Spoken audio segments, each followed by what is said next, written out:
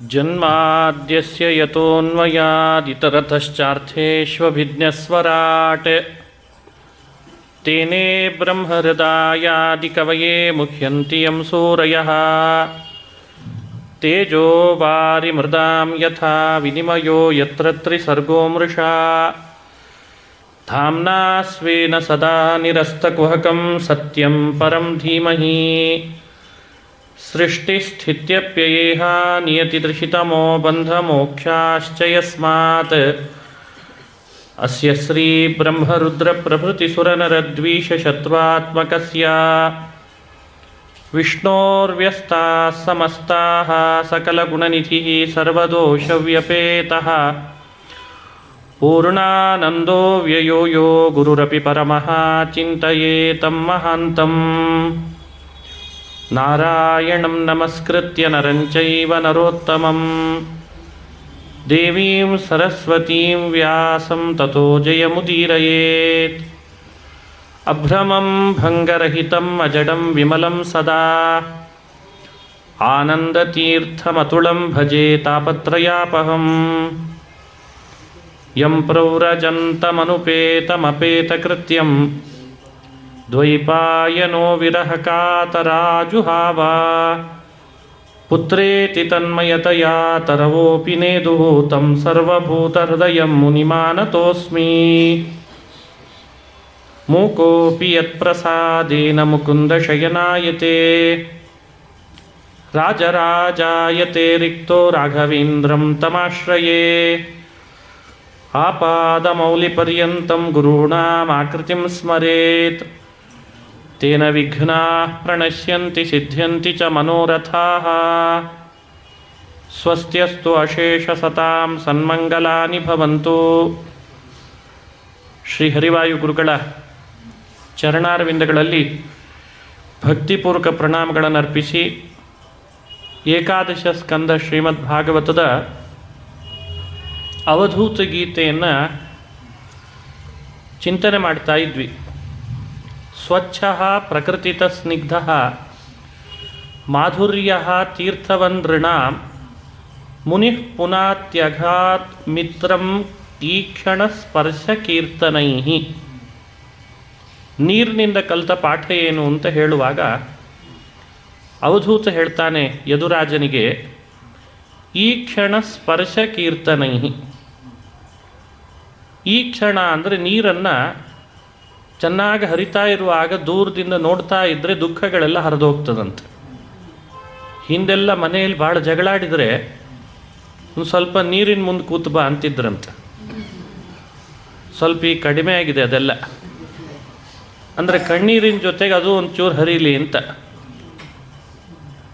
ಅಂಥೇಳಿ ಎಲ್ಲರೂ ನೀರು ಕಡೆಗೆ ಹೋಗಬೇಕು ಅಂತಲ್ಲ. ನೀರಿಂದೊಂದು ವಿಶೇಷ ಸ್ವಭಾವ. ಈ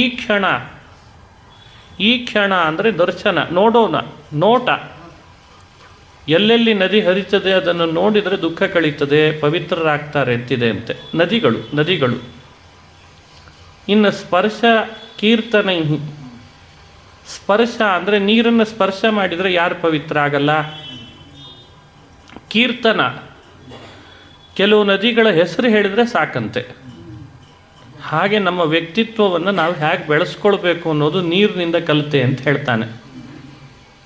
ನಮ್ಮನ್ನು ಯಾರಾದರೂ ನೋಡಿದರೆ, ನಮ್ಮನ್ನು ಯಾರಾದರೂ ಸ್ಪರ್ಶ ಮಾಡಿದರೆ, ನಮ್ಮ ಬಗ್ಗೆ ಯಾರಾದರೂ ಒಂದು ಮಾತನ್ನು ಹೇಗಿದ್ದಾರಲ್ಲ ಅವರು ಅಂತ ಆಲೋಚನೆ ಮಾಡಿದರೆ ಅವರಿಗೊಂದು ಒಳ್ಳೆಯದಾಗ್ತಿರ್ಬೇಕಂತ.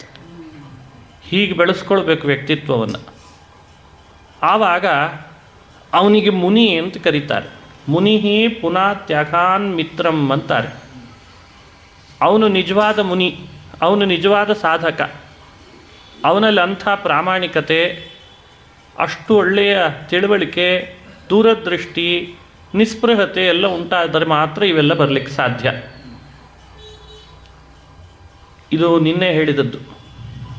ತೇಜಸ್ವಿ ತಪಸಾ ದೀಪ್ತಃ ಅಂತ ಮುಂದಿನ ಶ್ಲೋಕ ಅಗ್ನಿಯಿಂದ ಏನು ಪಾಠ ಕಲಿತೆ ಅಂತ ಹೇಳ್ತಾರೆ.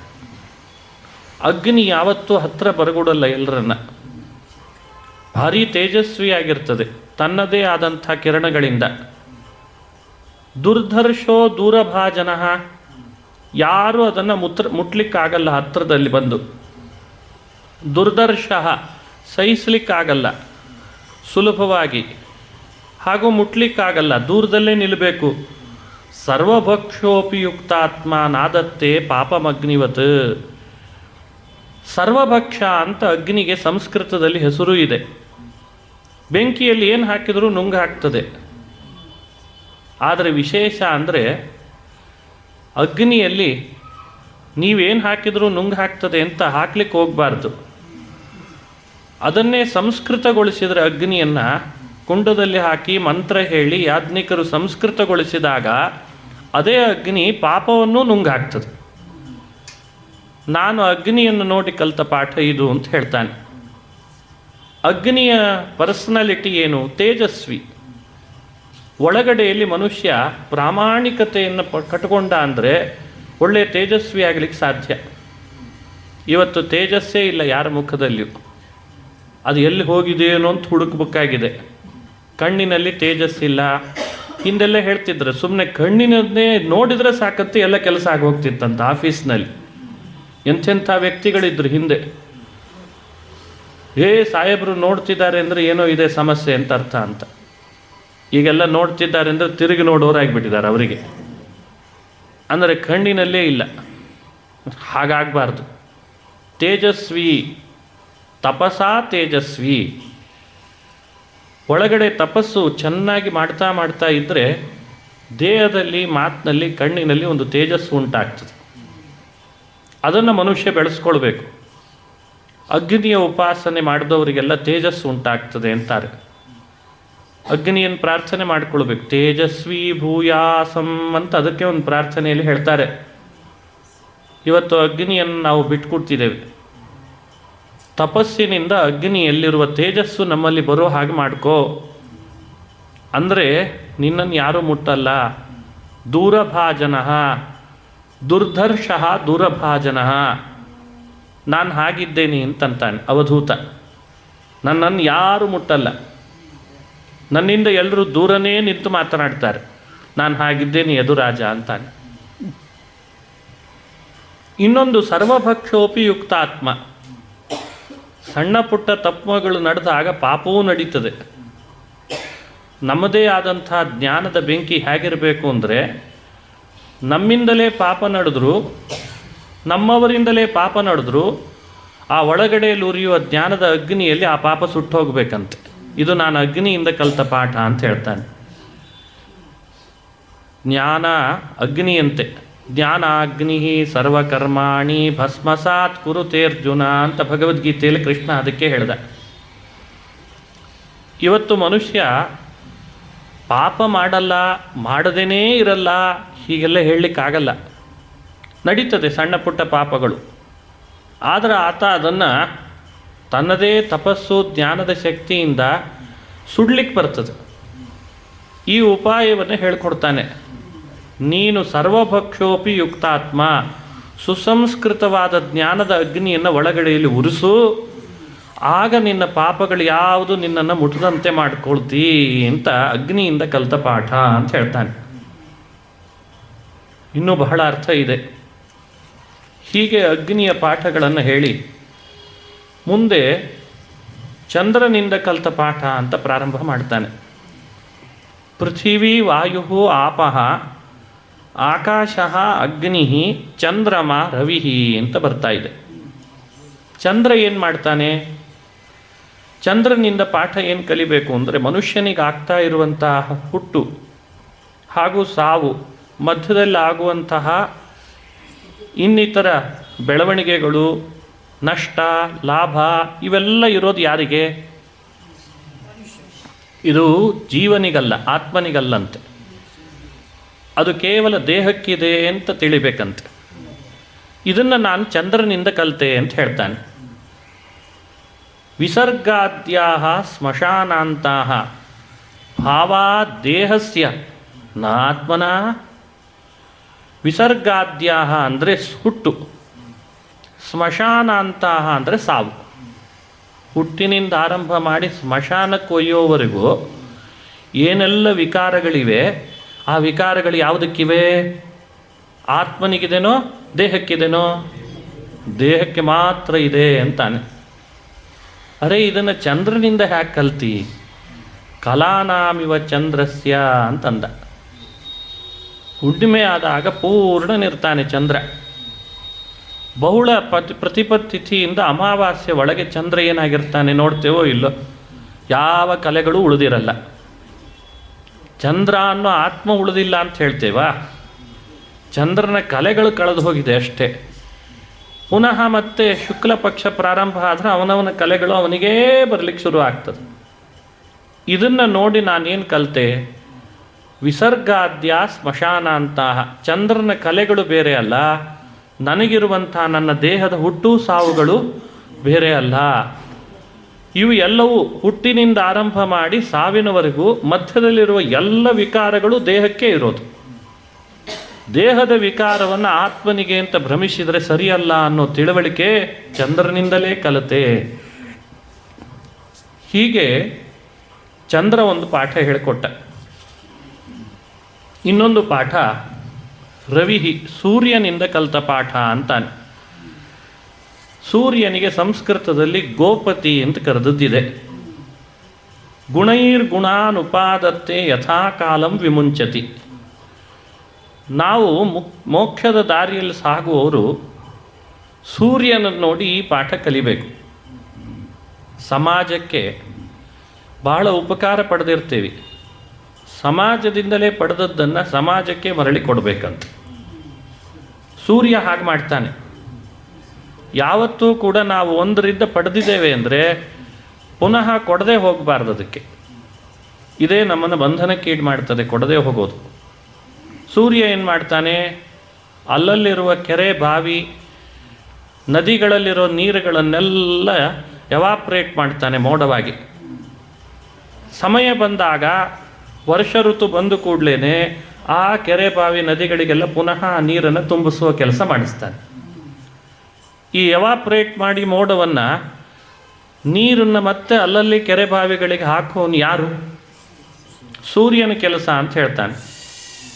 ನೋಡಿ ಹೇಳುವ ಮಾತು, ಗುಣೈರ್ಗುಣಾನುಪಾದತ್ತೆ ಯಥಾಕಾಲಂ ವಿಮುಂಚತಿ ನತೇಷು ಸಜ್ಜತೆ ಯೋಗಿ ಗೋಭಿರ್ಗಾ ಇವ ಗೋಪತಿ. ಅವುಗಳಲ್ಲಿ ಆತ ಅತಿ ಹೆಚ್ಚು ಆಸಕ್ತಿ ತೋರಲ್ಲ. ಯಾಕೆ ಅಂದರೆ ಅವರಿಂದಲೇ ಪಡೆದದ್ದನ್ನು ಅವರಿಗೆ ಕೊಡಲಿಕ್ಕೆ ಏನಂತೆ ಅಂತಂತಾನಂತೆ ಸೂರ್ಯ. ಆಸಕ್ತಿ ಯಾಕೆ? ಹಾಗೆ ನಮ್ಮ ಬದುಕು ಹೇಗಿರಬೇಕು? ಯಾರಿಂದ ಎಲ್ಲವನ್ನು ಪಡೆದಿರ್ತೇವೆ ಮರಳಿ ಅವರವರಿಗೆ ಸಮಯಕ್ಕೆ ತಕ್ಕಂತೆ ಕೊಟ್ಟು ನಮ್ಮನ್ನು ನಾವು ಯೋಗಿಗಳನ್ನಾಗಿ, ಅದರಲ್ಲಿ ಆ ವಸ್ತುಗಳಲ್ಲಿ ಆಸ್ಥೆ ಬೆಳೆಸ್ಕೊಳ್ಳದೆ ಯೋಗಿಗಳಾಗಿ ಇರಬೇಕಂತೆ. ಇದೇ ಯೋಗ ಅಂದರೆ. ಯೋಗ ಅಂದ್ರೆ ಏನು ಪ್ರಾಣಾಯಾಮ ಮಾಡು ಅಂತ ಹೇಳಲಿಲ್ಲ, ಅದೇನು ಕಪಾಲಭಾತಿ ಅಲ್ಲ, ಅದನ್ನೇ ಮಾಡು ಅಂತಲ್ಲ. ಭಾಗವತ ಹೇಳೋ ಯೋಗ ಅಂದ್ರೆ ಏನು? ಭಗವಂತನ ಪ್ರೀತಿಗೋಸ್ಕರ ಮಾಡಬೇಕಾದ ಭಾಗವತ ಧರ್ಮಾನುಷ್ಠಾನವೇ ಯೋಗ. ನಾವು ಆ ಯೋಗವನ್ನು ಆಚರಣೆ ಮಾಡಿದರೆ ಯೋಗಿಗಳಾಗ್ತೀವಿ. ಇದನ್ನು ಬಹಳ ಯೋಚಿಸಬೇಕು. ಸೂರ್ಯನ ವಿಶೇಷವಾದ ಈ ಕಾರ್ಯ ಎಲ್ರಿಗೂ ಒಳ್ಳೆ ಪಾಠ ಹೇಳ್ಕೊಡ್ತಾ ಇದೆ. ನಾವು ಆ ಕಡೆಯಲ್ಲಿ ಗಮನ ಹರಿಸದೇ ಇದ್ದರೆ ಹೇಗೆ? ಅದೇ ರೀತಿ ಮತ್ತೊಂದು ಕಪೋತ ಇವ ದೀನಧೀಹಿ ಅಂತ ಹೇಳ್ತಾನೆ. ಸೂರ್ಯನಿಂದ ಕಲಿತ ಪಾಠ ಹೇಗೋ ಒಂದು ಪಾರಿವಾಳದಿಂದ ಪಾಠ ಕಲಿತೆ ಅಂತ ಹೇಳ್ತಾನೆ. ಕಪೋತ ಅಂದರೆ ಗಂಡು ಪಾರಿವಾಳ, ಕಪೋತಿ ಅಂದರೆ ಹೆಣ್ಣು ಪಾರಿವಾಳ. ಗಂಡು ಪಾರಿವಾಳ, ಹೆಣ್ಣು ಪಾರಿವಾಳಗಳು ತಾವೇ ಮನಸ್ಸು ಮಾಡಿ ಪ್ರೀತಿಸಿ ವಿವಾಹ ಮಾಡಿಕೊಂಡು ಒಂದು ಮರದ ಮೇಲೆ ಒಂದು ಗೂಡು ಕಟ್ಟಿಕೊಂಡು ಮೊಟ್ಟೆಗಳನ್ನಿಟ್ಟು ಮರಿಗಳನ್ನು ಹಾಕಿ ಭಾರೀ ಸ್ನೇಹದಿಂದ ಉಲ್ಲಾಸದಿಂದ ಸಂಸಾರ ಕಟ್ಟಿಕೊಂಡು ಎಲ್ಲಿ ಹೋದರೂ ಕಪೋತಿನ ಬಿಡ್ತಿರಲಿಲ್ಲ, ಕಪೋತನ ಬಿಡ್ತಿರಲಿಲ್ಲ. ಅದಕ್ಕೆ ಅದದೇ ಶಬ್ದ ಹಾಕಿ ಹೇಳ್ತಾರೆ ವೇದವ್ಯಾಸರು. ಅವ್ರು ಯಾರಿಗೆ ಹೇಳ್ತಿದ್ದಾರೆ ಅಂತ ನಾವೇ ಅರ್ಥ ಮಾಡಿಕೊಳ್ಬೇಕಷ್ಟೆ. ಅದನ್ನು ಕಂಡ್ರೆ ಇದಕ್ಕೆ, ಇದನ್ನು ಕಂಡ್ರೆ ಅದಕ್ಕೆ. ಒಮ್ಮೆ ಏನಾಯಿತು, ಬೇಟೆ ಆಡ್ಲಿಕ್ಕೆ ಬಂದಾಗ ಇವರಿಬ್ಬರ ಸ್ನೇಹ ನೋಡಿದ. ಸ್ನೇಹ ಬದ್ಧಾನು ಹೃದಯವೋ ಅನ್ಯೋನ್ಯಂ ವಿಷ್ಣು ಮಾಯೆಯ. ಏಕದಾ ಜಗ್ಮತುಹು ತಾಸಾಮಶನಾರ್ಥಂ ಕುಟುಂಬಿನೌ. ಅವನು ಹೊಂಚಾಕಿದ್ದ, ಇದನ್ನು ಹೇಗಾದ್ರೂ ಮಾಡಿ ಬಲೆಗೆ ಬೀಳಿಸ್ಬೇಕಲ್ಲ ಅಂತ. ಒಮ್ಮೆ ಆಹಾರಕ್ಕಾಗಿ ಅಂತ ಆ ಕಪೋತ, ಗಂಡು ಕಪೋತ ಎಲ್ಲಾದರೂ ಹುಡ್ಕೊಂಬರ್ತೇನೆ ಅಂತ ಹೇಳಿ ಹೊರಡ್ತಂತೆ. ಆಹಾರಕ್ಕಾಗಿ ಹೇಳಿ ಹೊರಟಿದಾಗ ಈ ಕಪೋತಿ ಮಾತ್ರ ಮನೆಯಲ್ಲಿತ್ತಲ್ಲ, ಅದನ್ನು ಹಿಡ್ಕೊಂಡು ಬಂದ. ಬಲೆಗೆ ಹಾಕ್ಕೊಂಡು ಬಂದಂಥ ಬೇಟೆಗಾರ ಅದನ್ನು ಬಂಧನಕ್ಕಿಟ್ಟಿದ್ದಾನೆ. ಅದರ ಮೇಲ್ಭಾಗ ಅಂದರೆ ಒಂದು ಮರದಲ್ಲಿ ಇಟ್ಟಿದ್ದ, ಅದರ ಮೇಲ್ಭಾಗದಲ್ಲಿ ಈ ಕಪೋತ ಬಂದು ಕೂತ್ಕೊಂಡಂತೆ. ಅರೇ, ನನ್ನ ಕಪೋತಿ ಕೆಳಗಡೆ ಇದೆಯಲ್ಲ ಅಂತ ಅದನ್ನೇ ನೆನಪಿಸ್ಕೋತಿದೆ, ಕೂಗ್ತಿದೆ, ಅಂಗಲಾಚ್ತಾ ಇದೆ, ಅಲವತ್ಕೊಳ್ತದೆ. ಏನು ಮಾಡಿದರೂ ಬಿಡ್ತಾ ಇಲ್ಲ. ಇದರಿಂದ ಏನಾಯಿತು?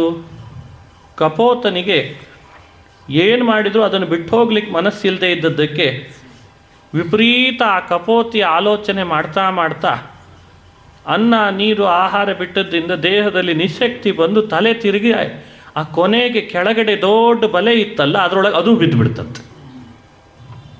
ಕಪೋತಿನ ಹಿಡಿದಂಥ ಬೇಟೆಗಾರನಿಗೆ ಕಪೋತದ ಲಾಭ ಆಯಿತು. ಇದನ್ನು ಹೇಳಿ ಈ ಕಥೆ ಭಾಗವತ ನಮಗೇನು ಸಂದೇಶ ಕೊಡ್ತದೆ ಅಂತಾನೆ.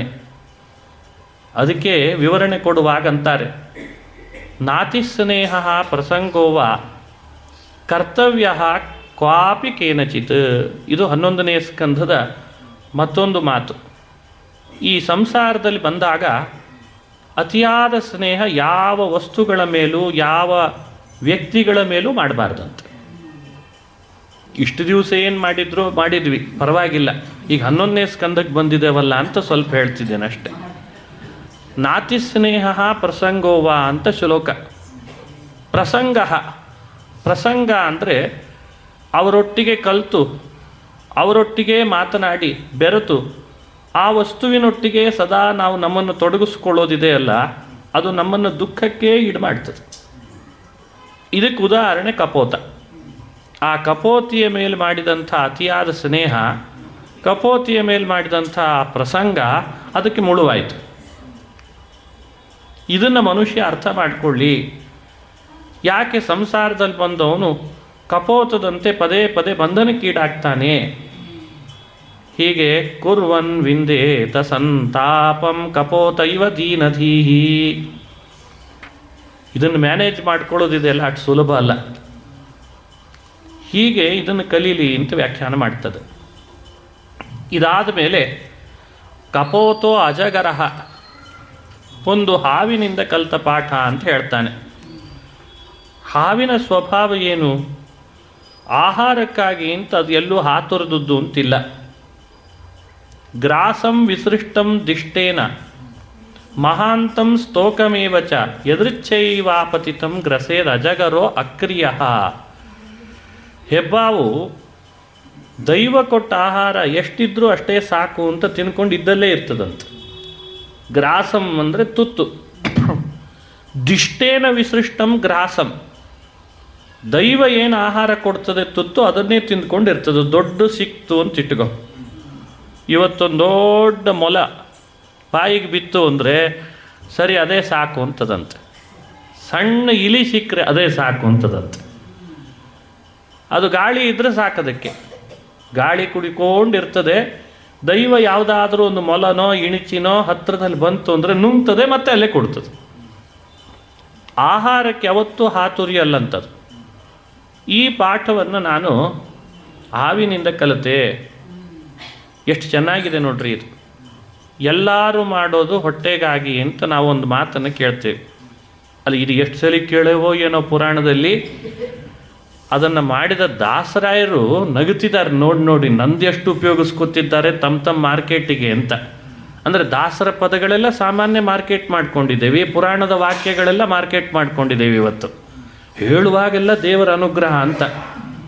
ಇದನ್ನೇ ಸಾರೋದ್ಧಾರಕಾರರು ಬೈದದ್ದಲ್ವೇ, ಇದೇನು ಪ್ರೋಜ್ಜಿತ ಕೈತವ ಧರ್ಮ ನೀವು ಮಾಡ್ತಾ ಇರೋದು ಅಂತ ನಮ್ಮನ್ನು. ಭಾಗವತದಲ್ಲಿ ಇದೇ ಮಾತು. ಗ್ರಾಸಂ ವಿಸೃಷ್ಟಂ ದಿಷ್ಟೇನ ಮಹಾಂತಂ ಅಂದರು. ಮನುಷ್ಯ ತನ್ನ ಹೊಟ್ಟೆಗೆ ಎಷ್ಟು ಹಾತುರಿತಾನೆ, ಎಷ್ಟು ಅದಕ್ಕೆ ಶಕ್ತಿ ಬುದ್ಧಿ ಎಲ್ಲ ಹಾಳು ಮಾಡ್ತಾನೆ. ಅದಕ್ಕೆ ಯಾಕೆ ಅಷ್ಟು ಹಾಳು ಮಾಡ್ತಾನೆ ಅಂತಾನೆ. ಯಾಕೆ ಅಂದರೆ ಒಬ್ಬೊಬ್ಬ ವ್ಯಕ್ತಿ ಹುಟ್ಟುವ ಮುನ್ನ ಅವನು ಸಾಯುವವರೆಗೂ ಅವನು ಎಷ್ಟು ಆಹಾರ ತಿಂತಾನೆ ದೇವರು ಅವನಿಗೆ ಸೃಷ್ಟಿ ಮಾಡಿದಾನಂತೆ. ನೀನು ಬೇಕು ಬೇಡ ಅಂತ ಯೋಚನೆ ಮಾಡಬೇಡ, ನೀನು ಎಷ್ಟು ತಿಂದು ಎಷ್ಟು ಆಹಾರ ಉಪಭೋಗಿಸ್ಬೇಕೋ ಅಷ್ಟು ಹುಟ್ಟೋ ಮುನ್ನವೇ ಸ್ಯಾಂಕ್ಷನ್ ಮಾಡಿರ್ತಾರಂತೆ. ಈಗೆಲ್ಲ ಸರ್ಕಾರದಲ್ಲಿ ಒಬ್ಬರನ್ನು ಅಪಾಯಿಂಟ್ ಮಾಡಿಕೊಳ್ಳುವಾಗ ಯೋಚನೆ ಅದನ್ನೇ ಮಾಡ್ತಾರೆ. ಎಷ್ಟು ವಯಸ್ಸು ಅಂತ ಯಾಕೆ ಕೇಳ್ತಾರೆ ಹೇಳ್ರಿ? ರಿಟೈರ್ಡ್ ಆಗೋದು ಯಾವಾಗ ಅಂತ ತಿಳ್ಕೊಬೇಕಾಗಿರ್ತದೆ. ರಿಟೈರ್ಡ್ ಆಗೋದಂತ ತಿಳ್ಕೊಬೇಕು ಯಾಕೆ ಹೇಳ್ರಿ? ಅವ್ರಿಗೆ ಎಷ್ಟು ಕೊಡಬೇಕು ಅರಿಯರ್ಸು ಅಂತ, ಅದು ಸಮಸ್ಯೆ ಅವರಿಗೆ, ಬೇರೆ ಏನಿಲ್ಲಲ್ಲ. ಅಂದರೆ ಒಬ್ಬ ವ್ಯಕ್ತಿನ ಅಪಾಯಿಂಟ್ ಮಾಡಿಕೊಂಡ್ರೆ ಅವನು ಹೋಗೋವರೆಗೂ ಪೆನ್ಷನ್ ಕೊಡ್ಬೇಕಲ್ರಿ. ಇಷ್ಟು ಯೋಚನೆ ಒಂದು ಸರ್ಕಾರದ ವ್ಯವಸ್ಥೆಯಲ್ಲಿದೆ. ನಾನು ಅದನ್ನು ದೂರ್ತಿಲ್ಲ, ಉದಾಹರಣೆಗೆ ಹೇಳಿದೆ. ಇವರಿಗೆ ಇಷ್ಟಿದೆ ಅಂದರೆ ಭೂಮಿಗೆ ಸೃಷ್ಟಿ ಮಾಡಿರುವ ಶ್ರೀಹರಿ ನಮ್ಮಪ್ಪನಿಗೆ ಎಷ್ಟಿರಬೇಡ ಯೋಚನೆ. ಹಾಗಾಗಿ ಆಹಾರಗಳನ್ನು ಹಾತುರಿದು ಸಂಪಾದನೆ ಯಾಕೆ ಮಾಡ್ತಿದ್ದೀವಿ? ಇದು ನಮ್ಮ ಭ್ರಮೆನೋ ಅಥವಾ ವಾಸ್ತವಿಕವಾಗಿ ಹೀಗಿದೆನೋ ಅಂತ ಯೋಚನೆ ಮಾಡಬೇಕಲ್ಲ ಒಂದ್ಸಲಿ. ನಾವು ಯಾವತ್ತು ಪ್ರಯತ್ನ ಪಟ್ಟಿಲ್ಲ ಅವತ್ತು ಉಪವಾಸ ಇದ್ದಿದ್ದೇವಾ? ಯೋಚಿಸ್ರಿ ನೋಡೋಣ. ನಾವು ಆಹಾರಕ್ಕೆ ಅಂತ ಒಂದು ದಿವಸ ಪ್ರಯತ್ನ ಪಡದೇ ಇರೋಣಂತೆ, ಅವತ್ತು ನಮ್ಮ ಹೊಟ್ಟೆ ತುಂಬ್ತದೋ ಇಲ್ಲೋ ಅಂತ ಒಂದ್ಸಲಿ ಪರೀಕ್ಷೆ ಮಾಡಿದ್ವಿ. ಅವತ್ತು ಹೊಟ್ಟೆ ತುಂಬಿದೆ. ಭಾರೀ ಪ್ರಯಾಸ ಪಟ್ಟಿರ್ತೀವಿ ಆಹಾರಕ್ಕೆ, ಇದೇ ಬೇಕಿವತ್ತು ಅಂತ. ಅವತ್ತು ಎಷ್ಟು ಎಡವಟ್ಟಾಗಿರ್ತದೆ ಅಂದರೆ ಯೋಚಿಸ್ಲಿಕ್ಕೆ ಸಾಧ್ಯ ಇಲ್ಲ, ಅಷ್ಟು ಎಡವಟ್ಟಾಗಿರ್ತದೆ. ಅಂದರೆ ಈ ಆಹಾರ ಮನುಷ್ಯನ ಹೊಟ್ಟೆಗೆ ಹಾಕ್ಕೊಳ್ತಾ ಇರೋದ್ರ ಬಗ್ಗೆ ಎಷ್ಟು ಅವನು ಸಮಯ ಅರ್ಥ ಮಾಡ್ತಾನೆ.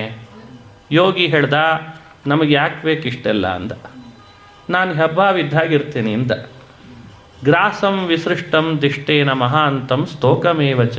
ಬಹಳ ದೊಡ್ಡ ಆಹಾರ ಸಿಕ್ಕರೆ, ಇವತ್ತು ದೊಡ್ಡ ತುತ್ತು ಸಿಕ್ಕರೂ ಸರಿ, ಸ್ತೋಕಂ ಮಹಾಂತಂ ಸ್ತೋಕಂ ಗ್ರಾಸಂ. ಮಹಾಂತಂ ಅಂದರೆ ದೊಡ್ಡ ತುತ್ತು, ಸ್ತೋಕಂ ಗ್ರಾಸಂ ಅಂದರೆ ಸಣ್ಣ ತುತ್ತು.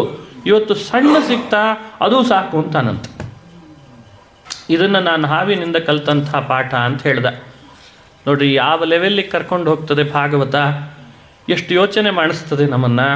ಸಾಧ್ಯವಾದರೆ ನನ್ನ ಒಳಗೆ ಬಾ ಅಂತ ಕರೀತದೆ ಭಾಗವತ.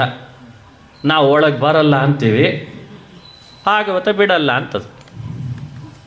ಹೀಗೆ ಮುಂದುವರೆದಂಥ ಬೇರೆ ಬೇರೆ ಮಾತುಗಳಿಂದ ಪಾಠ ಹೇಳ್ಕೊಡ್ತಾನೆ.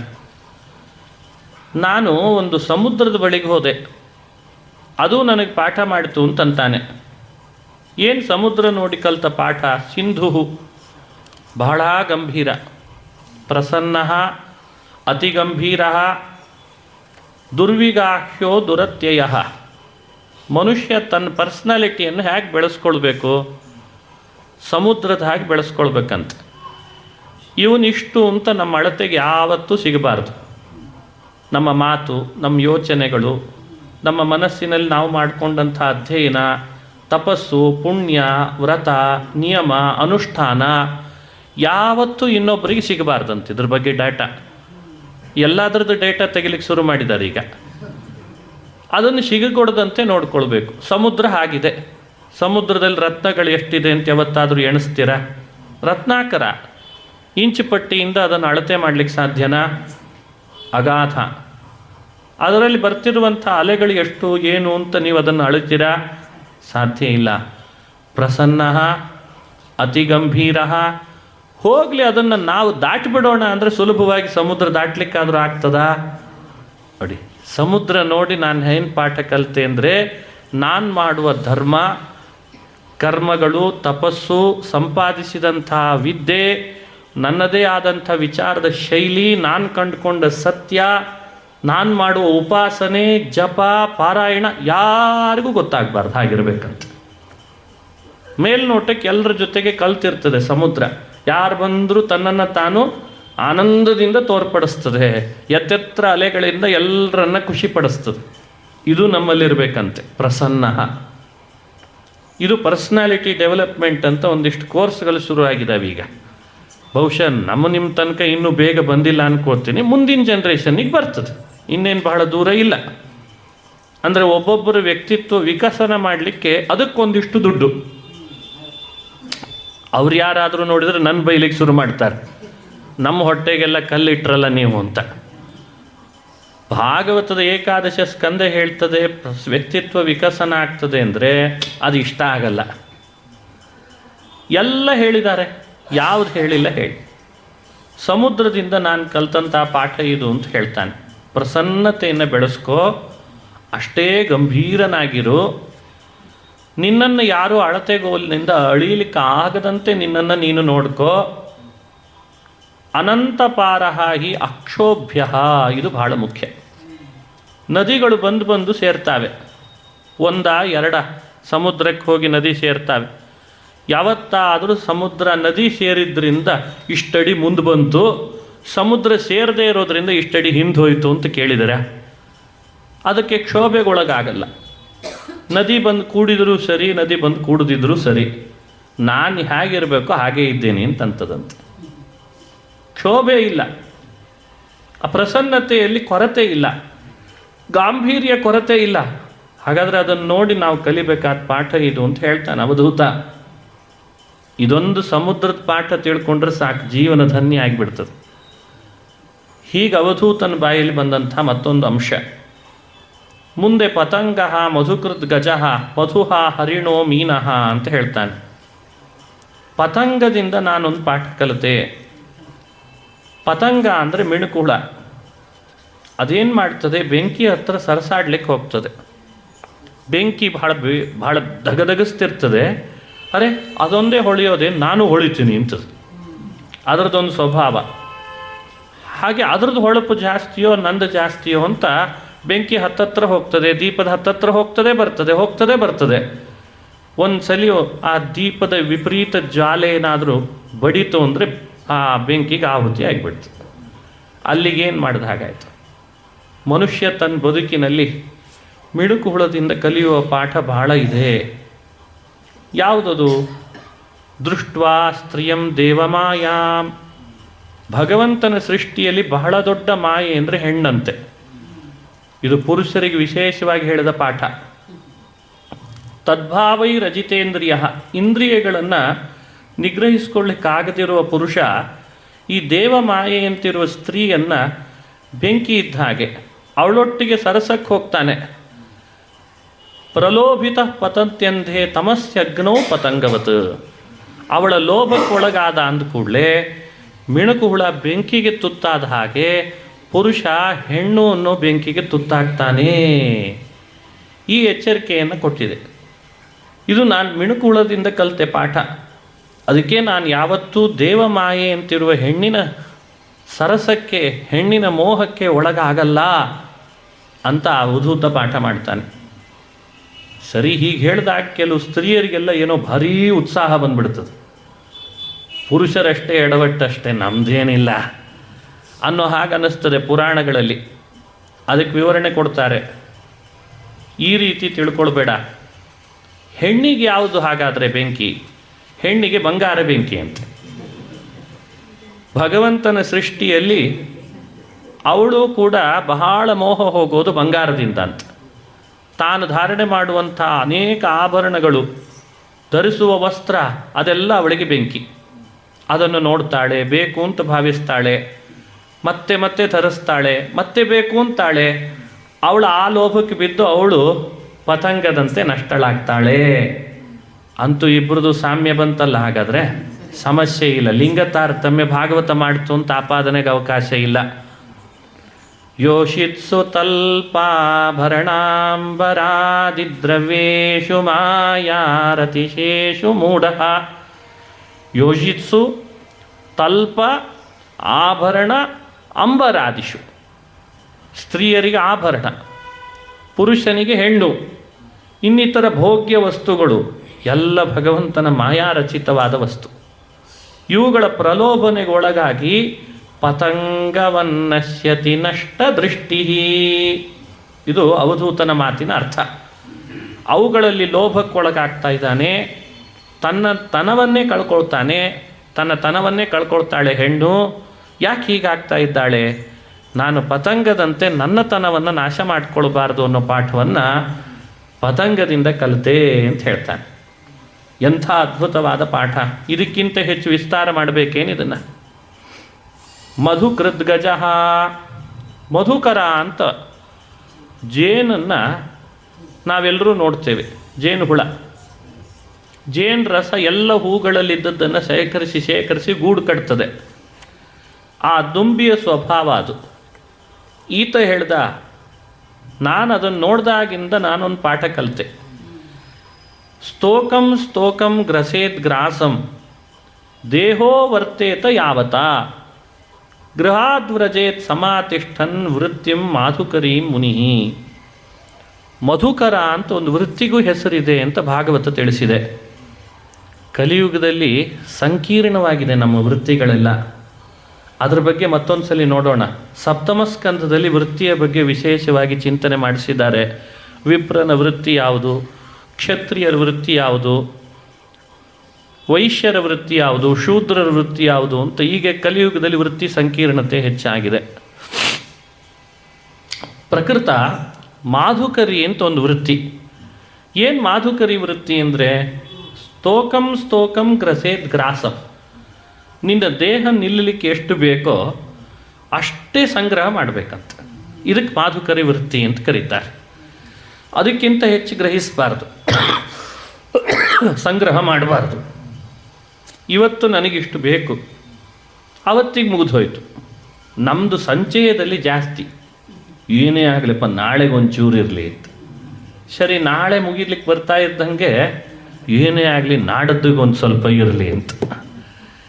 ಅಂದರೆ ಮನುಷ್ಯನಿಗೆ ಧರ್ಮ, ವೃತ್ತಿ, ದೈವದ ಬಗ್ಗೆ ಅಶ್ರದ್ಧೆಯಲ್ಲಿ ಪರ್ಯವಸಾನ ಆಗ್ತದೆ. ಇದು ನಮ್ಮ ಪರೀಕ್ಷೆ. ಹುಟ್ಟಿಸಿದಂಥ ಭಗವಂತ ನಮಗೆ ಹುಲ್ಲು ತಿನ್ನಿಸ್ತಾನ ಅಂತಾರೆ ದಾಸರಾಯರು. ಹುಟ್ಟಿಸಿದ ಆ ಶ್ರೀಹರಿ ಹುಲ್ಲು ತಿನ್ನಿಸ್ತಾನ?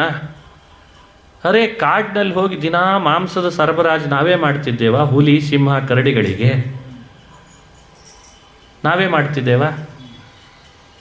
ಅಥವಾ ಆಕಳುಗಳಿಗೇನಾದರೂ ಭಗವಂತ ಹುಲ್ಲಿಲ್ದಂತೆ ಮಾಡಿದಾನ?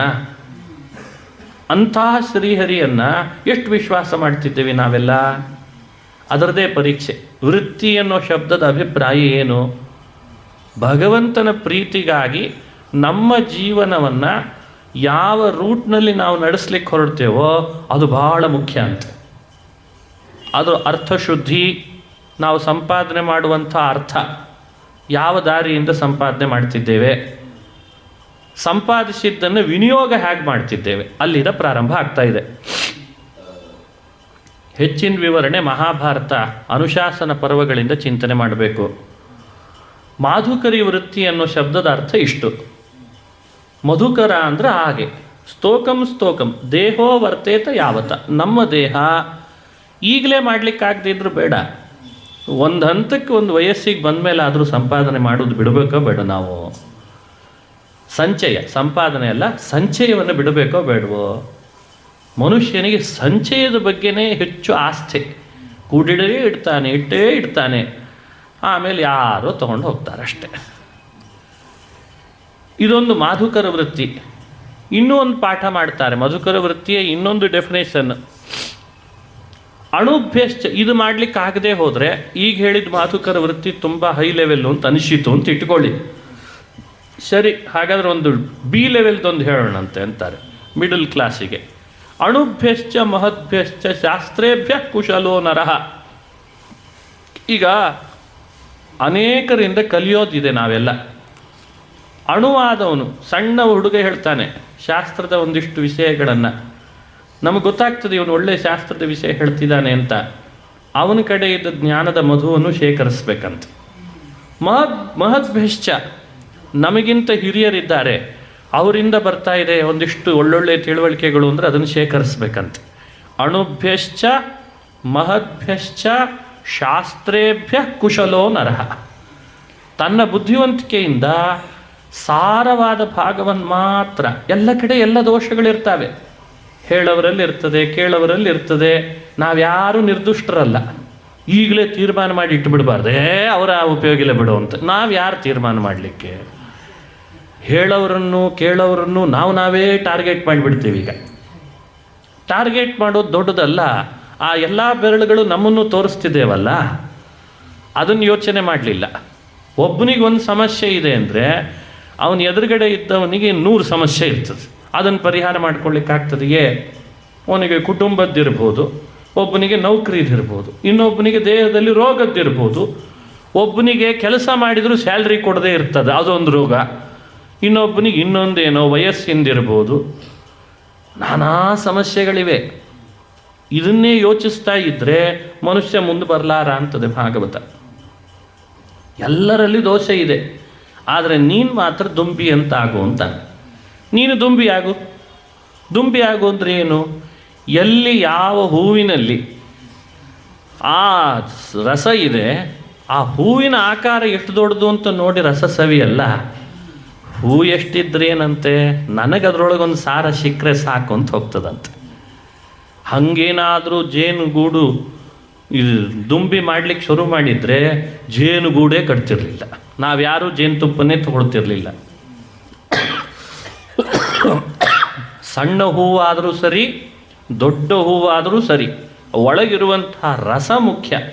ಆ ರಸವನ್ನು ಶೇಖರಿಸೋದ್ರಲ್ಲಿ ನಾವು ದುಂಬಿಗಳಂತಾಗಬೇಕು.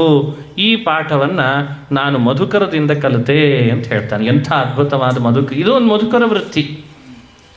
ಇದನ್ನು ಇದು ನೋಡಿ, ಅಪ್ಡೇಟ್ ವರ್ಷನ್ ಅಂತ ಹೇಳ್ತಿರ್ತೀನಿ ಭಾಗವತದಲ್ಲಿ ಕೆಲವು ವಿಷಯಗಳನ್ನು. ಇವಾಗೆಲ್ಲ ಅಪ್ಡೇಟ್ ವರ್ಷನ್. ಇವತ್ತು ಮೊಬೈಲ್ನಲ್ಲೂ ಜ್ಞಾನ ಸಂಪಾದಿಸುವ ಅವಕಾಶ ಸಿಕ್ಬಿಟ್ಟಿದೆ ನಮಗೆ. ಅಲ್ಲ, ಅಜ್ಞಾನ ಪಡೀಲಿಕ್ಕೂ ಅವಕಾಶ ಮೊಬೈಲ್ನಿಂದಲೇ ಸಿಕ್ಕಿದೆ, ಮತ್ತು ಅದರಲ್ಲೇನು ಸಂಶಯ ಇಲ್ಲ.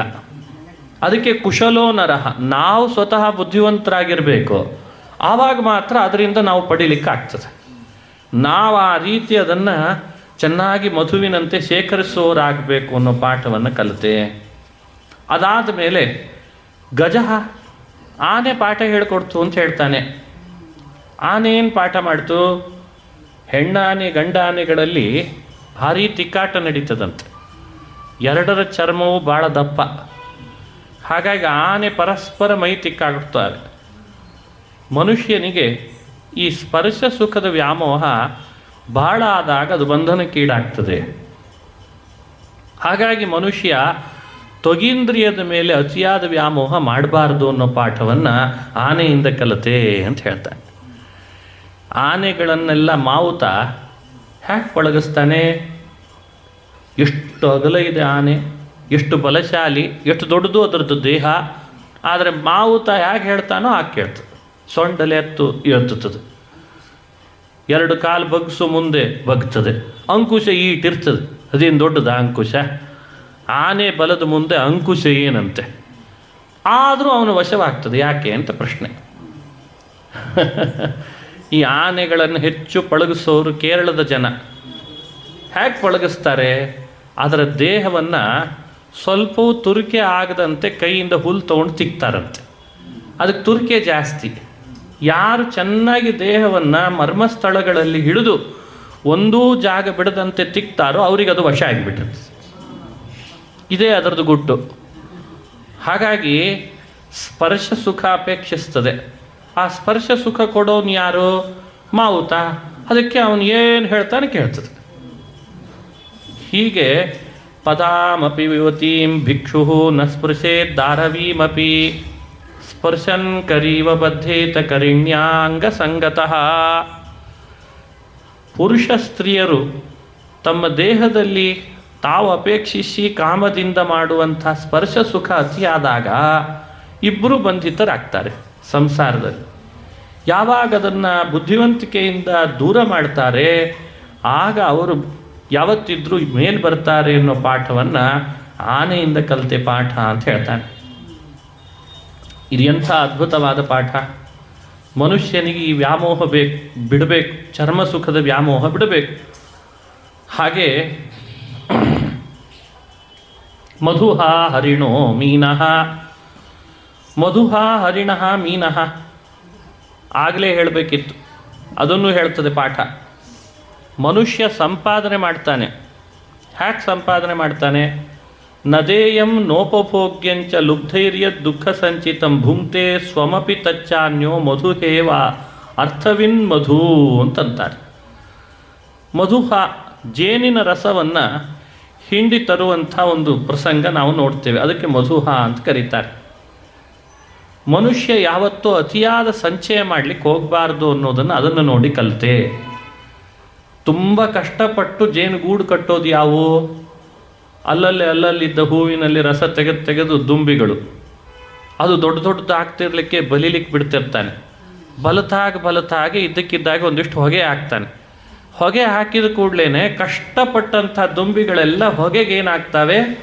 ಓಡಿ ಹೋಗ್ತಾವೆ. ಇವ ಏನು ಮಾಡ್ತಾನೆ? ಎಲ್ಲ ಹೋಯ್ತಲ್ಲ ಅಂಥೇಳಿ ಅದನ್ನು ಗಟ್ಟಿ ತೆಗೆದು ಹಿಂಡಿ ತಾನು ರಸ ತೊಗೊಂಡು ಮಾರಾಟ ಮಾಡಿಬಿಡ್ತಾನೆ. ಇದನ್ನು ನೋಡಿ ನಾನು ಪಾಠ ಕಲಿತೆ ಅಂತಂದ. ಏನು ಪಾಠ? ಮನುಷ್ಯ ಅತಿಯಾದ ಸಂಚಯ ಮಾಡಲಿಕ್ಕೆ ಶುರು ಮಾಡಿದ ಅಂದರೆ ಸಂಚಿತ ಹಣ ಎಲ್ಲ ಇನ್ಯಾರದೋ ಪಾಲಾಗಿಬಿಡ್ತದಂತೆ. ಇದಕ್ಕೇನು ಬಹಳ ಉದಾಹರಣೆ ಬೇಕಾಗಿಲ್ಲ. ಬಹಳ ಬುದ್ಧಿವಂತರಿದ್ದೇವೆ ನಾವೆಲ್ಲ ಇವತ್ತು. ತುಂಬ ಸೋಷಿಯಲ್ ಮೀಡಿಯಾಗಳಲ್ಲೆಲ್ಲ ಏನು ಗಳಿಸಿದ್ದಾರೆ ನೋಡಿದರೆ ಮೊನ್ನೆ ಗಿರೋನ ಬಂದಾಗೆಲ್ಲ ಅರ್ಥ ಆಗಿಬಿಟ್ಟಿದೆ ನಮಗೆಲ್ಲ. ಆದರೂ ಕೂಡ ಬಿಡ್ತಾ ಇಲ್ಲ. ಇದೇ ನಮ್ಮದೊಂದು ಇದನ್ನೇ ಹಾಗೆ, ಮೆಂಟಾಲಿಟಿನೇ ಹಾಗೆ ನಮ್ಮದೆಲ್ಲ. ಮನುಷ್ಯ ಸಂಪಾದನೆ ಮಾಡ್ತಾನೆ ನೋಡಿದರೆ ಯಾರ್ದೋ ಪಾಲಾಗಿಬಿಡ್ತದೆ. ಹಾಗಾಗಿ ಸಂಚಯ ಮನುಷ್ಯನಿಗೆ ಬಹಳ ದೊಡ್ಡ ದುಃಖಕ್ಕೀಡು ಮಾಡ್ತದೆ. ತಾನು ಉಪಭೋಗಿಸೋದಿಲ್ಲ, ಇನ್ನೊಬ್ಬನಿಗೆ ಕೊಡಲ್ಲ. ಭಾಳ ಬುದ್ಧಿವಂತಿಕೆ ಮೆರಿಬೇಕು ಈ ವಿಷಯದಲ್ಲಿ. ತಾನು ಎಷ್ಟು, ತನಗೆಷ್ಟು, ಅದರಿಂದ ಮುಂದೇನು, ಇನ್ನೊಬ್ಬರಿಗೆ ಎಷ್ಟು ಅಂತ ಮೊದಲೇ ಯೋಚನೆ ಮಾಡಬೇಕಂತೆ ನಾವು. ಹಾಗೆ ಮತ್ತೊಂದು ಪಾಠ, ಹರಿಣಃ ಮೀನಃ ಪಿಂಗಲ ಕುರರೋರ್ಭಕಃ. ಹರಿಣ ಅಂದರೆ ಜಿಂಕೆ. ಜಿಂಕೆಯ ನ್ಯೂನತೆ ಏನು ಅಂದರೆ, ಜಿಂಕೆ ಹಿಡಿಬೇಕು ಅಂತ ಬೇಟೆಗಾರ ಬರ್ತಾನೆ. ಬಹಳ ಸುಲಭ, ನೋಡಿದರೆ ಅದರ ವೇಗ ಜಾಸ್ತಿ. ಜಿಂಕೆ ವೇಗ ಭಾಳ, ಎಷ್ಟು ಎತ್ತೆತ್ರ ಹಾರಿಬಿಡ್ತದೆ. ಇವನಿಗೆ ಬಿಲ್ಲಿಗೆ ಬಾಣ ಹೂಡೋ ಅಷ್ಟರಲ್ಲಿ ಇನ್ನೆಲ್ಲೋ ಹಾರಿ ಹೋಗಿಬಿಟ್ಟಿರ್ತದೆ. ಹಿಡಿಲಿಕ್ಕೆ ಬಂದ ಬೇಟೆಗಾರ ಏನು ಮಾಡ್ತಾನೆ?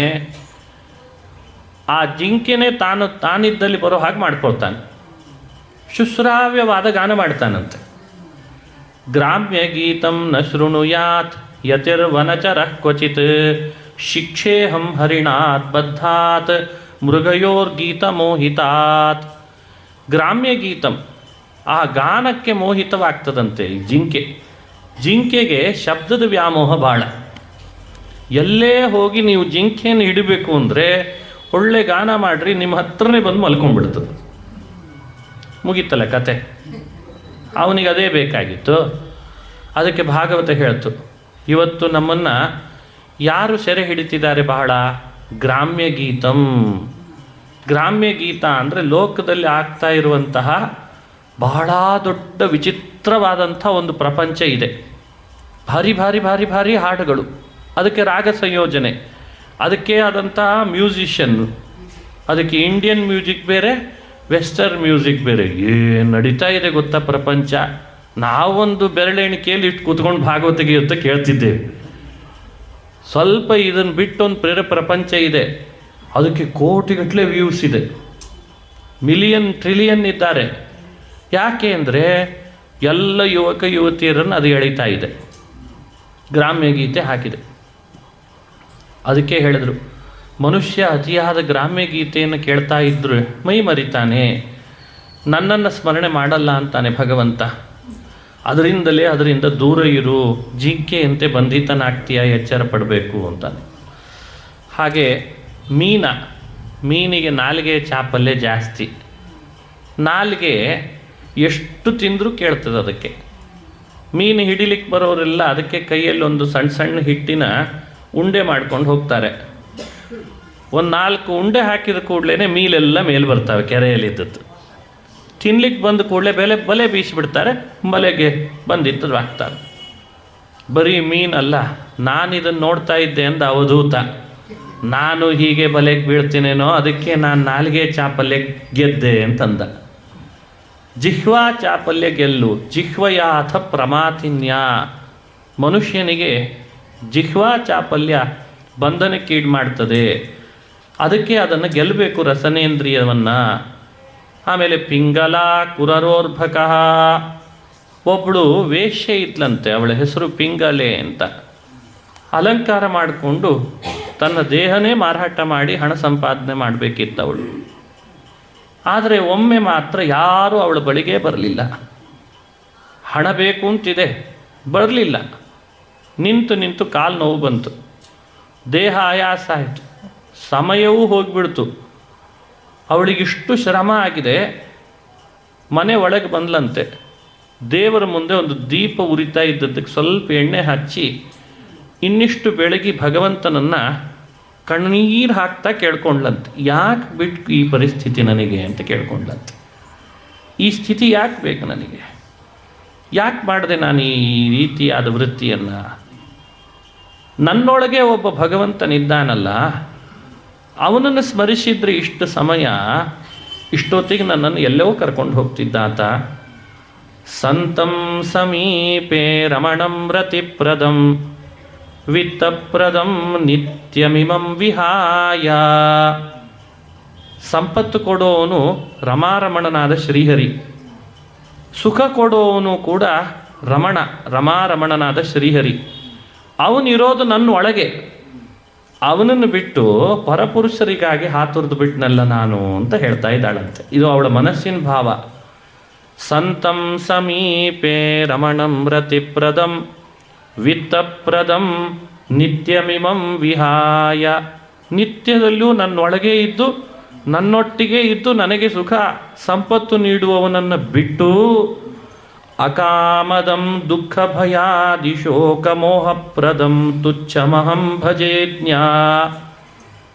ತುಚ್ಛಮಹಂ ಭಜೆ ಅಜ್ಞ. ಎಷ್ಟು ದಡ್ಲಾದೆ, ಛೇಚೆ ನನಗೆ ಬೇಡ ಈ ವ್ಯಸನ ಅಂತ ಹೇಳಿ ಸರ್ವವನ್ನು ಪರಿತ್ಯಜಿಸಿದವಳು ಭಗವಂತನನ್ನೇ ಸ್ಮರಣೆ ಮಾಡ್ತಾ ಮಾಡ್ತಾ ಕಣ್ಣು ಮುಚ್ಚಿದರೆ ಹಗಲೊತ್ತೇ ಎಚ್ಚರ ಆಯ್ತಂತ ಅವಳಿಗೆ. ಅಷ್ಟು ಸುಖವಾದ ನಿದ್ರೆ ಬಂದಿದೆ. ದೇಹದ ಆಯಾಸ ಎಲ್ಲ ದೂರ ಆಗಿದೆ.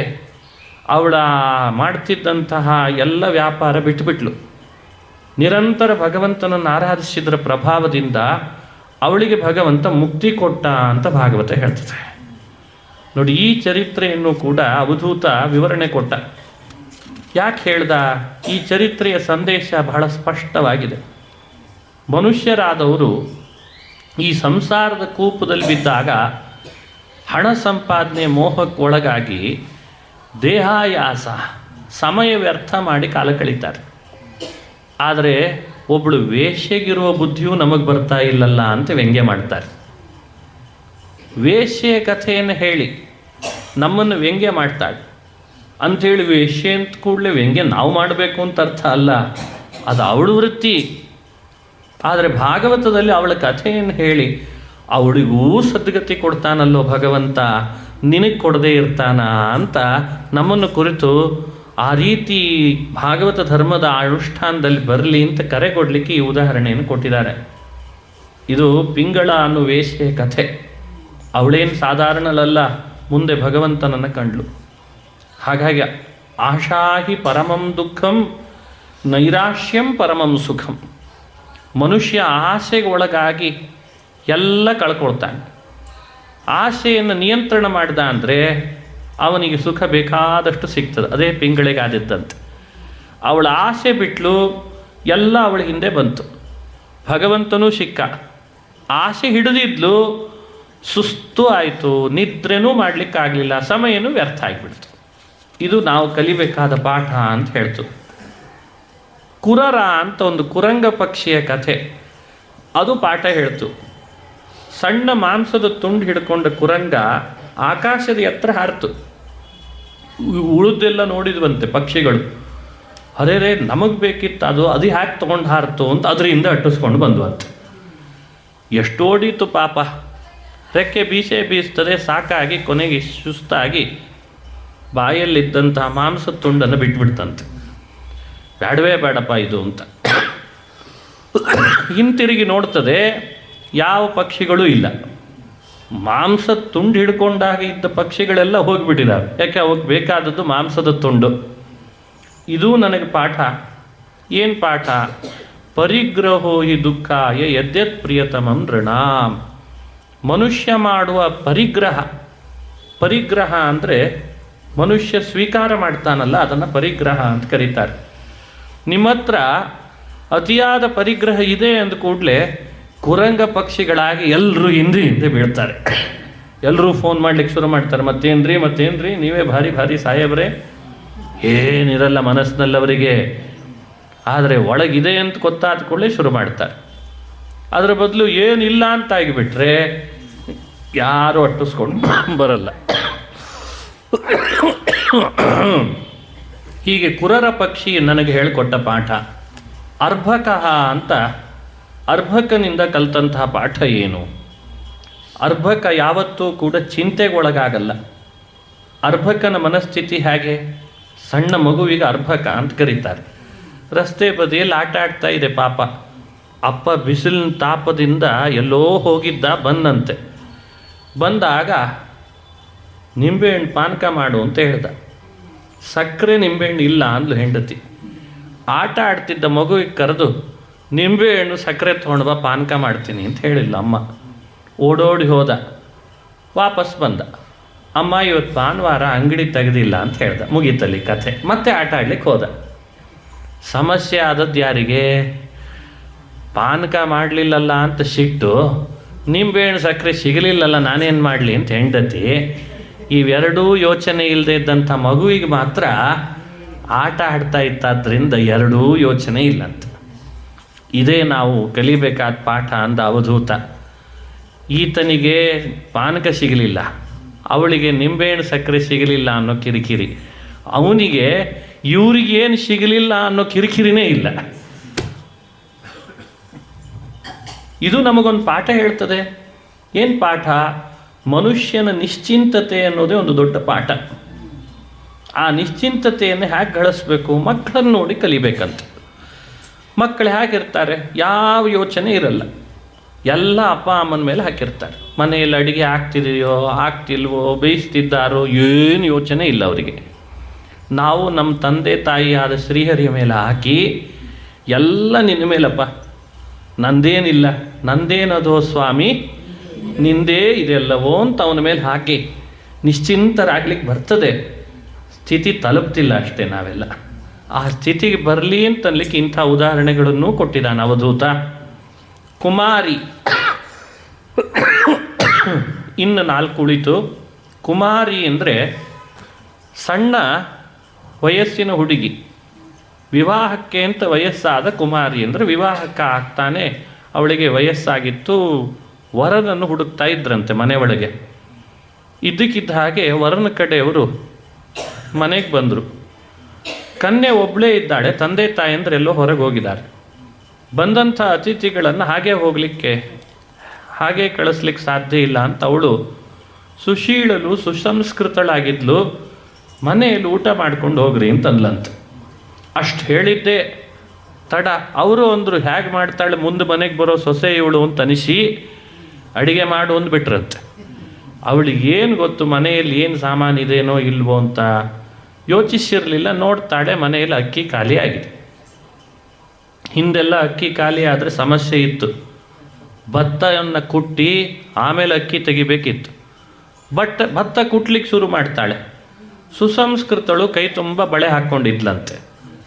ಕೈ ತುಂಬ ಹಾಕ್ಕೊಂಡು ಬಳೆ ಮನೆ ಹಿಂಬದಿಯಲ್ಲಿ ಹೋಗಿ ಒನಕೆ ತೊಗೊಂಡು ಭತ್ತ ಕುಟ್ಟುವಾಗ ಎಷ್ಟು ಶಬ್ದ ಮಾಡಬೇಡ ಅದು ಸರಿ ಅಂತ ಕುಟ್ಲಿಕ್ಕೆ ಶುರು ಮಾಡಿದರೆ ಬಂದು ನೋಡ್ತಾರೆ, ಅಯ್ಯೋ ನಿಮ್ಮ ಮನೇಲಿ ಅಕ್ಕಿ ಇಲ್ಲೇನು ಅಂತ ಅವಮಾನ ಮಾಡ್ಯಾರು. ಅದು ಆಗಬಾರ್ದು. ಬಂದ ಅತಿಥಿಗಳ ಅವಮಾನ ಮಾಡಬಾರ್ದು.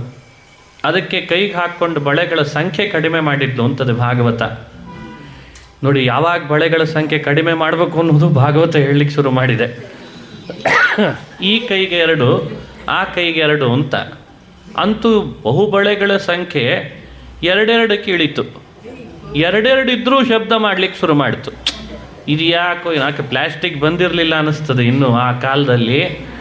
ಪುನಃ ಈ ಕೈಗೆ 1, ಆ ಕೈಗೆ 1 ಅಂತ ಮಾಡಿ ಅಕ್ಕಿ ಮಾಡಿ ಆಹಾರ ಹಾಕಿ ಅವರನ್ನು ಕಳಿಸಿದರೆ ಕನ್ಯೆ ಪಾಸ್ ಮಾಡಿದರು ಅಂತ ಹೇಳ್ತಾರೆ ಹಿರಿಯರು.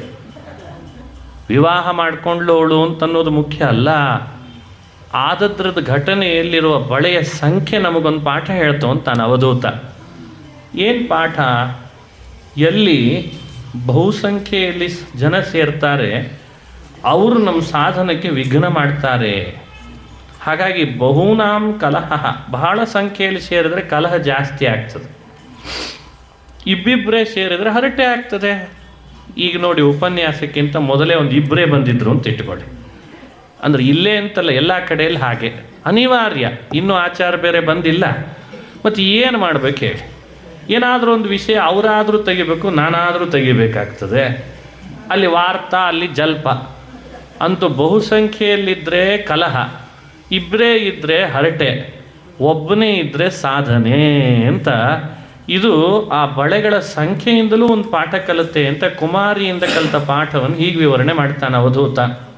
ಕುಮಾರಿ ಶರಕೃತ್ ಸರ್ಪ ಊರ್ಣನಾಭಿ ಸುಪೇಶಕೃತ್.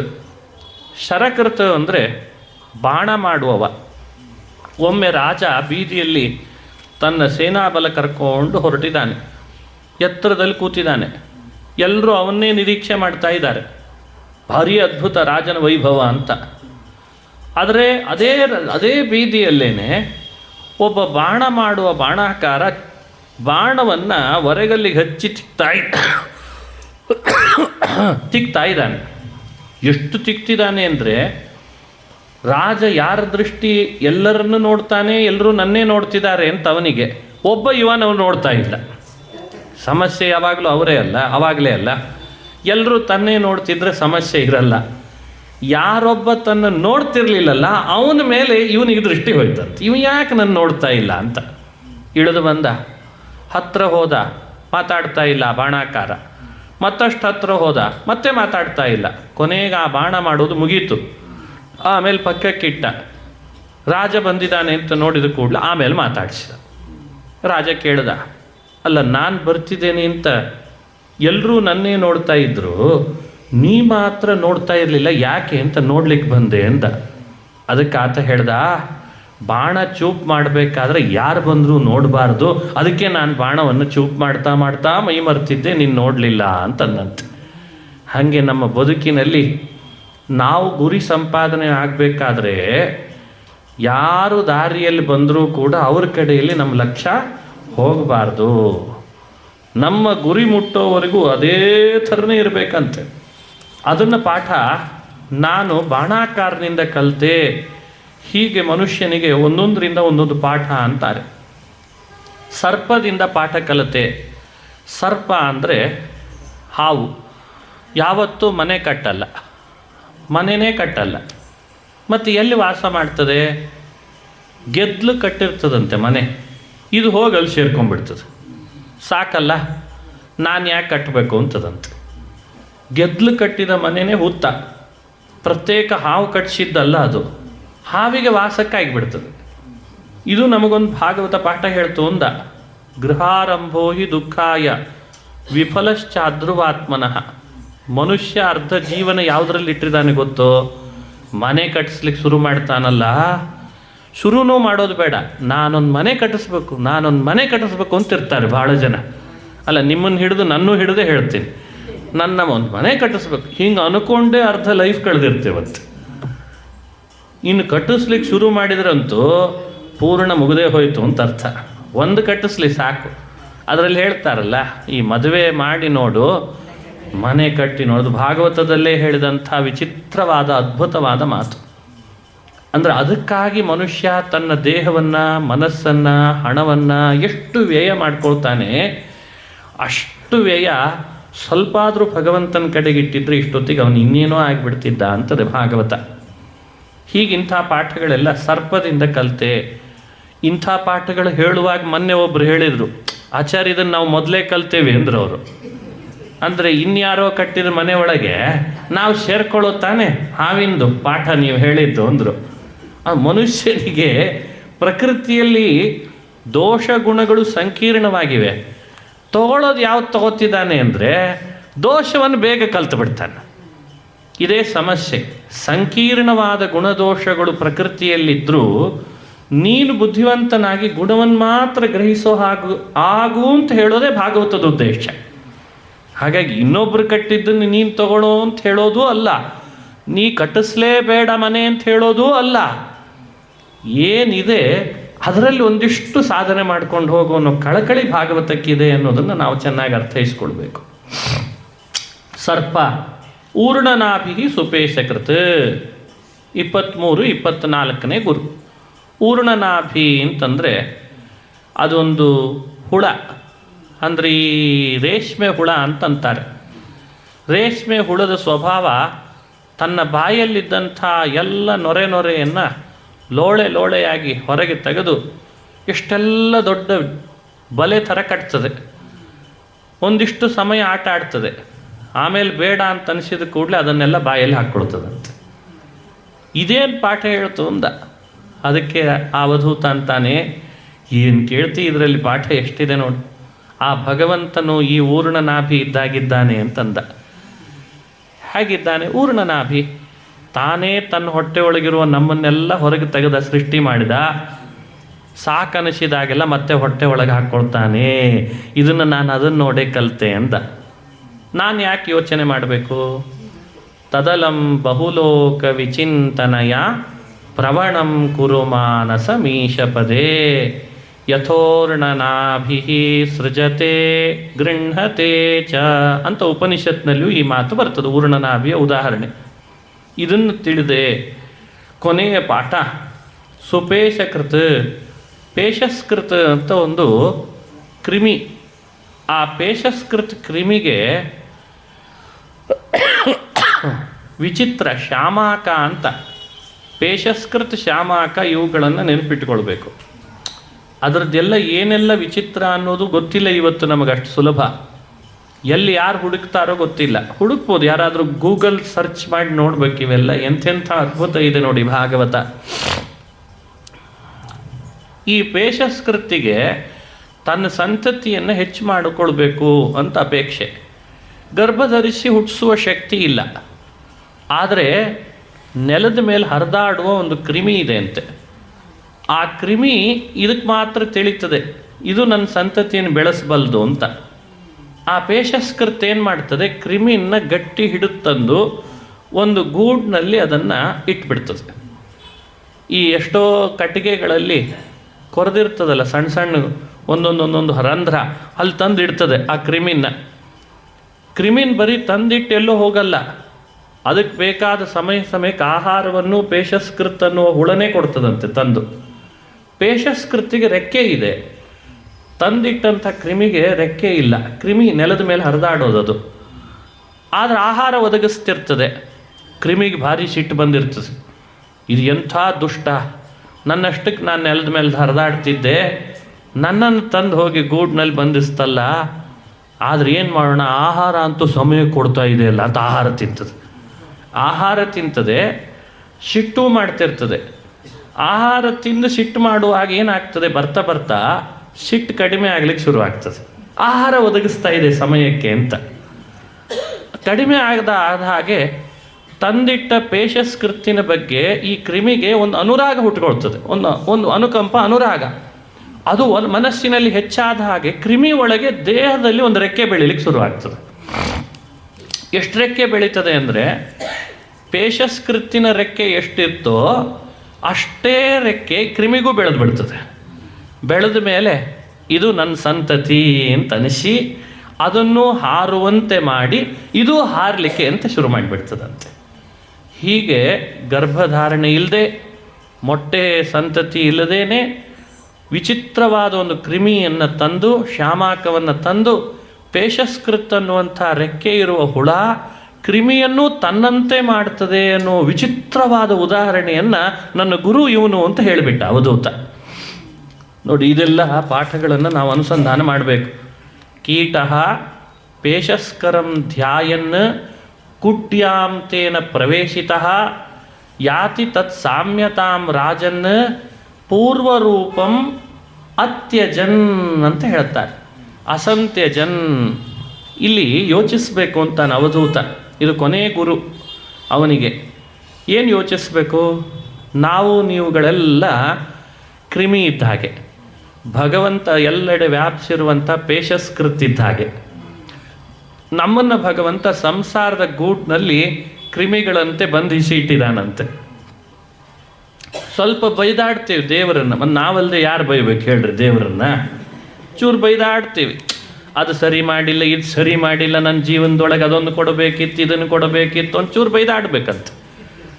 ಆಮೇಲೆ ಪುರಾಣ ಶಾಸ್ತ್ರ, ಒಂದಿಷ್ಟು ನಮ್ಮ ಬದುಕಿನಲ್ಲಿ ಆಗುವ ದುಃಖದ ಅನುಭವಗಳು, ಕಷ್ಟ ನಷ್ಟ, ಹಿರಿಯರ ಎಲ್ಲರ ಮಾರ್ಗದರ್ಶನ, ಹೀಗೆ ಸಿಕ್ಕಾಗಿ ದೇವರ ಬಗ್ಗೆ ಒಂದು ಅನುಕಂಪ ಹುಟ್ಲಿಕ್ಕೆ ಶುರುವಾಗ್ತದೆ. ಆವಾಗ ಅದನ್ನೇ ನಿರೀಕ್ಷೆ ಮಾಡ್ತಿರ್ತಾನೆ. ಇಂದಲ್ಲ ನಾಳೆ ಬರ್ತಾನೆ, ನನ್ನ ಹತ್ರನೇ ಬರ್ತಾನಂತಂದ್ರೆ ಎಲ್ಲಿ ಹೋಗ್ತಾನೆ ಇವ ಅಂತ ಉಪನಿಷತ್ತು ಏನು ಹೇಳ್ತದ? ಶಕುಂತ ಇವ ಶಕುಂತ ಒಂದು ಉಪನಿಷತ್ತು ಹೇಳ್ತದೆ. ಭಗವಂತ ನಮ್ಮನ್ನೇ ಹೇಗೆ ಮಾಡಿಟ್ಟಿದ್ದಾನೆ ಸಂಸಾರದಲ್ಲಿ ಕಳಿಸುವಾಗ, ಭಾರಿ ಬುದ್ಧಿವಂತ. ಹೇಗೆ ಮಾಡಿದ್ದಾನೆ? ಬಹಳ ಪ್ರೀತಿ ಪಾತ್ರವಾದ ಗಿಳಿನೋ ಪಕ್ಷಿನೋ ನಮ್ಮ ಮನೇಲಿ ಬಂದು ನಾವು ಸಾಕಿದರೆ ನಾವು ಹೇಗೆ ಸಾಕ್ತೇವೋ ಹಾಗೆ ಸಾಕಿದಾನಂತ. ಅದರ ಕಾಲಿಗೊಂದು ಸಣ್ಣ ಹಗ್ಗ ಕಟ್ಟಿರ್ತಾರೆ. ಆ ಹಗ್ಗ ಭಾಳ ದೂರ ತನಕ ಹೋಗ್ತದೆ. ಆದರೆ ಕತ್ಲಾಗ್ತಿರ್ಲಿಕ್ಕೆ ವಾಪಸ್ ಅದೆಲ್ಲ ಕಡೆ ಹಾರಾಡಿದ ಪಕ್ಷಿ ಎಲ್ಲಿ ಬರಬೇಕು? ಗೂಟ ಎಲ್ಲಿರ್ತದೋ ಅಲ್ಲೇ ಬರಬೇಕಂತೆ. ನಾವೆಲ್ಲ ಅಷ್ಟೇ ಅಂತಾರೆ. ನಾವೆಲ್ಲ ಅಷ್ಟೇ. ನಾವು ಎಲ್ಲೇ ಹಾರಾಡಲಿ, ಹೋರಾಡಲಿ, ಜಿಗದಾಡಲಿ, ಕುಣಿದಾಡಲಿ, ದೇವರಂತಾನೆ ಇಲ್ಲೇ ಬರ್ಬೇಕು ತಮ್ಮ ಅಂತಾನೆ. ಎಲ್ಲಿ ಹೋದರೂ ಇಲ್ಲೇ ಬಾ. ಇದು ಅವನ ಕರುಣೆ, ಅವನ ಭಗವಂತನ ಮಹಿಮೆ, ಉಪನಿಷತ್ತು ಹೇಳುವ ಮಾತು. ಹಾಗೆ ಎಷ್ಟು ಕರುಣೆ ಶ್ರೀಹರಿಗೆ ಅಂದರೆ ನಮ್ಮ ಮೇಲೆ. ಕ್ರಿಮಿಗಳಂತಿರುವ ನಮ್ಮನ್ನು ತನ್ನಂತೆ ಮಾಡಬೇಕು ಅಂತ ಅಪೇಕ್ಷೆ ಪಡ್ತಾನಂತೆ. ತನ್ನಂತೆ ಮಾಡಬೇಕಾದ್ರೆ ಏನು ಮಾಡಬೇಕು? ಆಹಾರ ಒದಗಿಸಿ ತನ್ನ ಧ್ಯಾನವನ್ನೇ ನಮ್ಮಿಂದ ಮಾಡಿಸೋ ಹಾಗೆ ಮಾಡಿ, ಮೊದಲು ಸ್ವಲ್ಪ ಕೋಪ ಮಾಡಿಕೊಂಡ್ರೂ ಪರವಾಗಿಲ್ಲ ಅಂತ ಅದನ್ನು ಸಹಿಸಿಕೊಂಡು ಭಕ್ತವತ್ಸಲ ಭಕ್ತಾಪರಾಧ ಸಹಿಷ್ಣುವಾಗಿ ಬರ್ತಾ ಅವನಿಗೆ ಒಳ್ಳೆಯ ತನ್ನ ಸ್ವರೂಪದ ಆವಿರ್ಭಾವ ಆಗುವ ಹಾಗೆ ಮಾಡಿ ತನ್ನಂತೆ ನಿರ್ದುಃಖ ಆನಂದ ರೂಪನನ್ನು ಮಾಡಿ ಭಗವಂತ ಮೋಕ್ಷದೊಳಗೆ ನಮ್ಮನ್ನು ಇಡ್ತಾನೆ. ಇದು ನಾನು ಅದರಿಂದ ಕಲಿತ ಪಾಠ ಅಂತಾನೆ. ಎಂಥ ಅದ್ಭುತವಾದ ವಿಷಯ ಇದು. ಅವನು ಜಗನ್ನಾಥದಾಸರು ಈ ಮಾತನ್ನು ಹೇಳ್ತಾರೆ. ತನ್ನ ಲೋಕದಲ್ಲಿ ತಾನಿಟ್ಟು ಅಣುಗದಂದದಲ್ಲಿ ಪಾ ಅಂತ ಜಗನ್ನಾಥದಾಸರ ಮಾತು. ಶಿಟ್ಟಿನವನಿವನಲ್ಲ ಸೃಷ್ಟ್ಯಾದ್ಯಷ್ಟ ಕರ್ತೃವಿಗಾವ ಕಾಲದಿ. ಶಿಟ್ಟಿನವನಲ್ಲ ಇವ. ಸೃಷ್ಟ್ಯಾದ್ಯಷ್ಟ ಕರ್ತೃವಾದ ಶ್ರೀಹರಿ ತನ್ನ ಮಕ್ಕಳಾದ ನಮ್ಮನ್ನೆಲ್ಲ ತನ್ನ ಸ್ಥಾನದೊಳಗಿಟ್ಟು ಆನಂದ ಪಡಿಸ್ತಾನೆ. ಹಾಗಾಗಿ ಇವನ ಮೊರೆ ಹೋಗು ಅಂತ ಹೇಳ್ತಾರೆ. ಇವತ್ತಿಗೆ 24 ಗುರುಗಳ ಅವಧೂತ ಪಾಠ, ಅವಧೂತ ಗೀತೆ, ಪ್ರಕೃತಿ ಪಾಠದೊಂದಿಗೆ ಮುಕ್ತಾಯ ಮಾಡ್ತಾ ಇದ್ದೇನೆ. ನಾಳೆ ಮುಂದಿನ ಉದ್ಧವ ಗೀತೆಯಲ್ಲಿ ಬರುವಂತಹ ಭಾಗಗಳನ್ನು ಚಿಂತಿಸಿ ಕೃಷ್ಣನಿಗೆ ಅರ್ಪಿಸುವ ಪ್ರಯತ್ನ ಮಾಡ್ತೇನೆ. ಶ್ರೀಕೃಷ್ಣ ಅರ್ಪಣ.